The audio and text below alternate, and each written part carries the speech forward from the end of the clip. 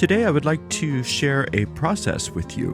Now, I have different versions of this process in many of my courses, but I thought I'd just give it to you all on its own today.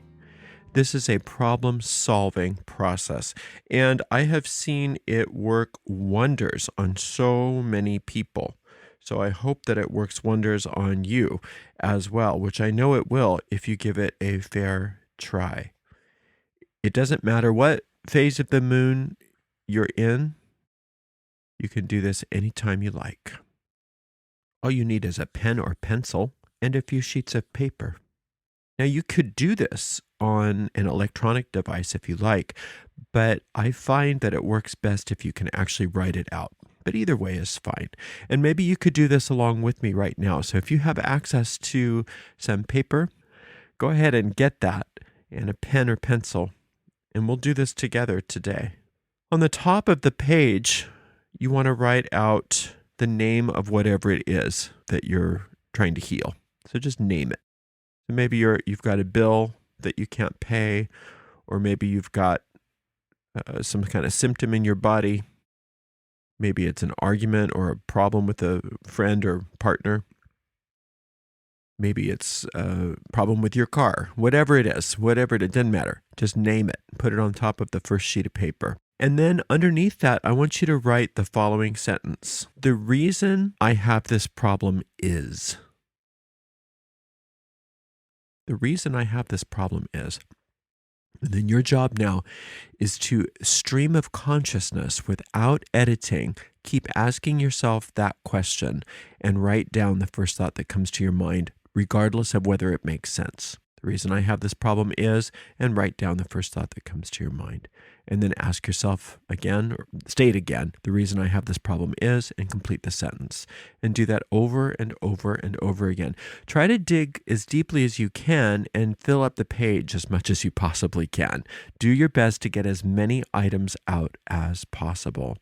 And you might have all kinds of weird things that might come up with, I hate my mother. I mean, just even if you don't hate your mother, whatever it is, just write it out. It could be because I'm not good enough, or because, the world is against me. Whatever it is, just write down whatever comes up, even if it seems silly.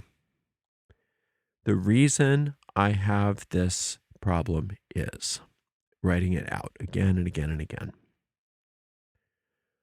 All right, then once you have gotten at least 5 items, but try to go for a page full if you can. Try to dig deeply. I know sometimes this kind of work gets fatiguing, and our ego mind will say, ugh, that's enough.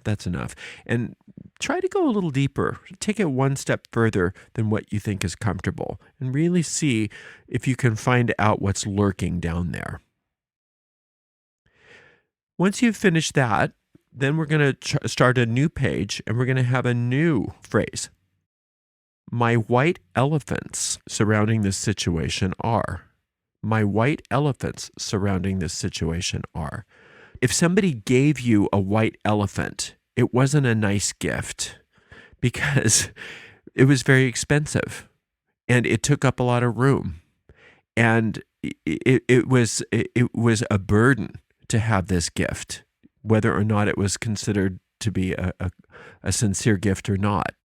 And in the culture that it came from, it was not considered appropriate to refuse a gift. So somebody could really mess with you by giving you a white elephant, because a white elephant was just very, very challenging to take care of and to keep. But if they gave it to you in that culture, it was not appropriate to refuse it. So our white elephants in regards to this problem are the so-called gifts that problem gives you. So, for instance, if my problem was that I didn't make enough money to pay my bills, let's say that was my problem. What are the white elephants? And again, you just try to do stream of consciousness without editing.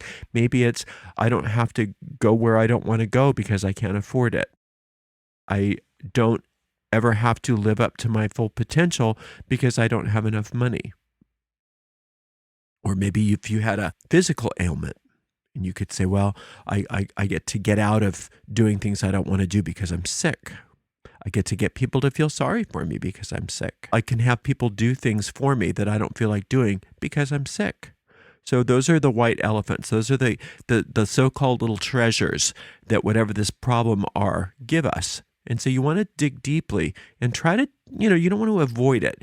Even if it feels like you're making it up, it's okay. And sometimes if you get stuck on an item and you're like, I can't think of anything, ask yourself, what would it be if I could think of something? What would be a white elephant if there was a white elephant? And then just keep going. And do your best, even if you're making it up. It's okay, because we're trying to just get stuff up from the deep mind out onto the paper. So my white elephants surrounding this problem are. So now we've got 2, hopefully full pages of pretty yucky thoughts that you've come up with. Let's do one more page.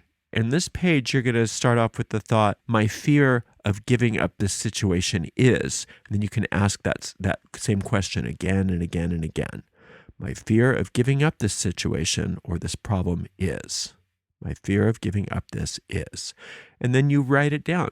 Now, you may not think that you have any fears of giving it up. You may think that's a stupid thing to ask me to do. I'm not afraid of giving this up. I want this. I want this gone. I want this gone. But do it anyway. Find out maybe if you ask yourself that question again and again, you'll surprise yourself. Maybe the idea of having a lot of new energy. Maybe the idea of getting what you want. Maybe the idea of getting what you want is really scary to you. Maybe the idea of having that financial situation cleared up is that you're afraid that you're not going to be able to handle all that money, that you're not going to be responsible. Maybe you're afraid of being healthy because you're afraid that you'll be expected to perform at a level that you're not wanting to. So there's a lot of fear involved with giving up a problem. I'm afraid that I'll fail. Sometimes we don't want to even try because then we don't have to fail and we don't have to deal with failure. So sometimes when we are afraid of giving up a situation, that's our way of staying kind of safe. Because at least we know this. I'm afraid of the unknown. I'm afraid that things will be even worse. At least I know this problem, right? So what are those fears? And again, you just ask yourself the same question over and over again, and you do your best to get some sense of stream of consciousness. You just get a sense of flow, and you just write it out. You don't edit it. It might be true. It might not be. It doesn't matter. Just because you're writing it down doesn't even mean it's true. You're just getting a flow. So, and you can write out any of those fears that come up, even if it doesn't seem to apply to that particular situation. Okay, let's do one more sheet. One more sheet. So you're going to have 4 sheets now. My most negative thought about myself is, or my most limiting thought about myself is, or the thing I don't like about myself is, you can reword it any way that works best for you. The problem with me is.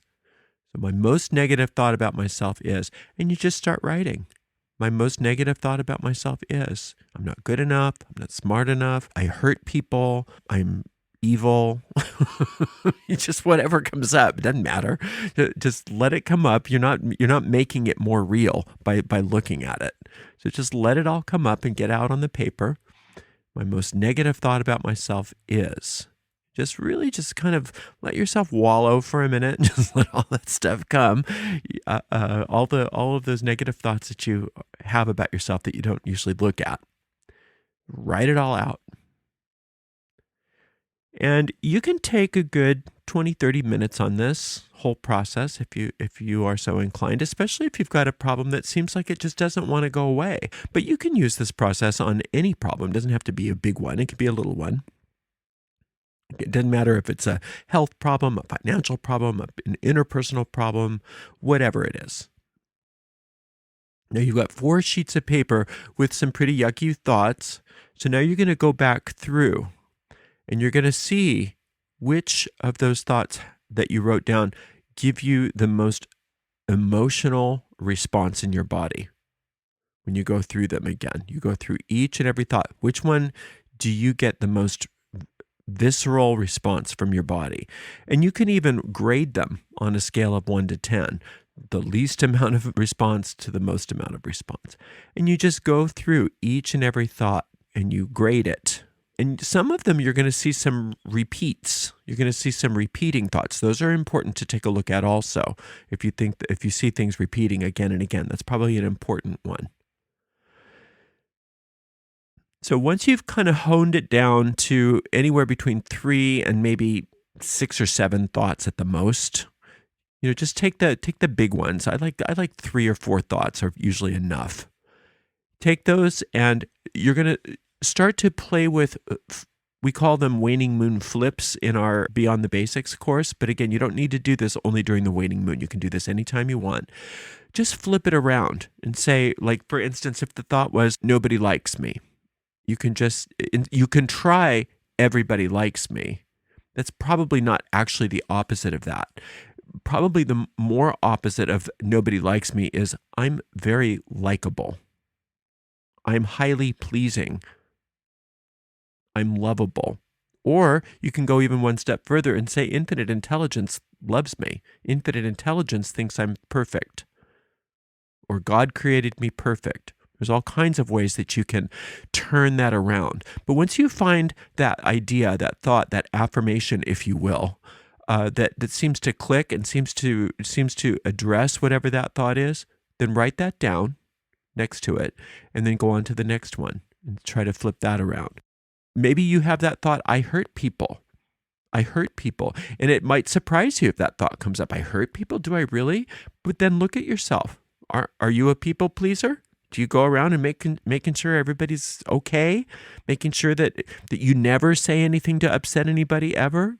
I know that's what I do. I have a big idea that I hurt people.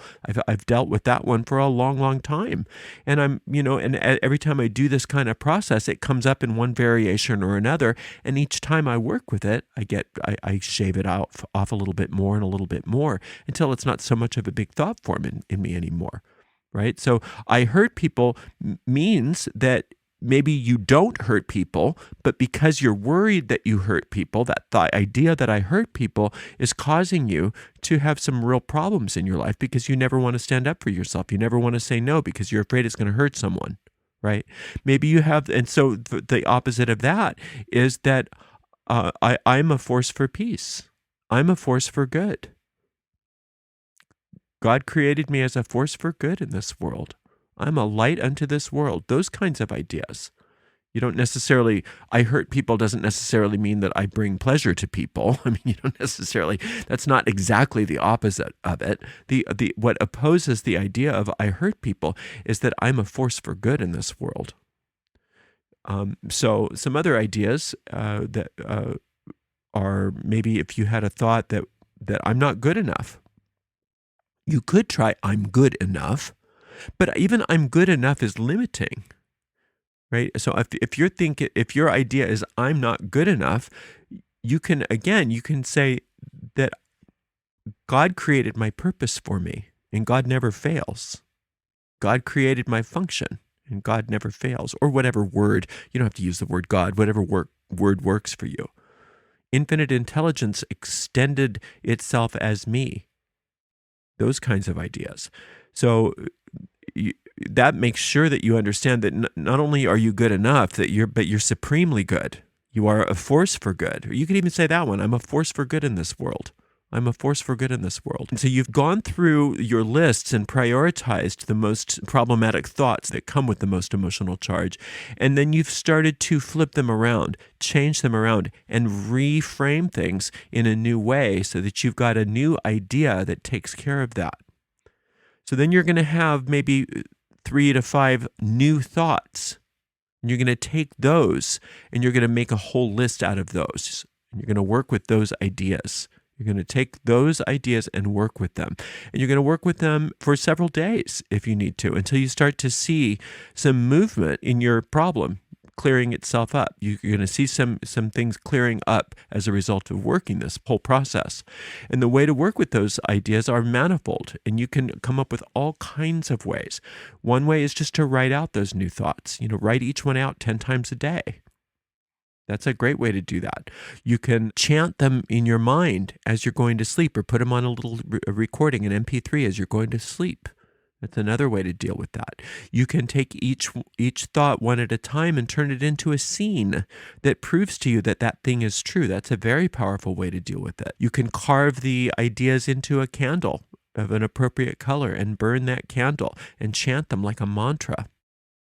Or you could turn them into a talisman. You could take those one of those basic talismans and use those thoughts inside the basic talisman. There's all kinds of ways that you can work with these ideas, and you can whittle them down into those single seed words. Instead of I'm good enough, you could whittle it down into soul, perfection, love, beauty, those kinds of things where it's just like, no, I'm not good enough. I'm a soul. I'm an expression of pure love. I'm pure power. I didn't create myself, therefore I know that my power is great. And my power is for good. Those kinds of ideas, if you can whittle them down into a single word that means that for you, then you have a mantra that you can use over and over and over again for each of those thoughts. So playing around with the idea of how do I incorporate these thoughts into my deep mind? How do I work it into my deep mind? Maybe even composing a spell for yourself that incorporates those ideas. And so then what's going to happen is as those ideas start to really sink into your deep mind, you're going to notice changes, even very, very subtle changes within the condition that you've brought to this process. And as a result of that, you're going to have more and more faith that it's working. So that's how you work that process. That process of healing your mind in order to heal your circumstances is a very, very powerful one. And I recommend that you start using it. You can use it frequently. And oftentimes, if nothing else seems to work, this will work. So get on that right away. I recommend it. Thanks for tuning in. I really appreciate you. Until next time, blessed be.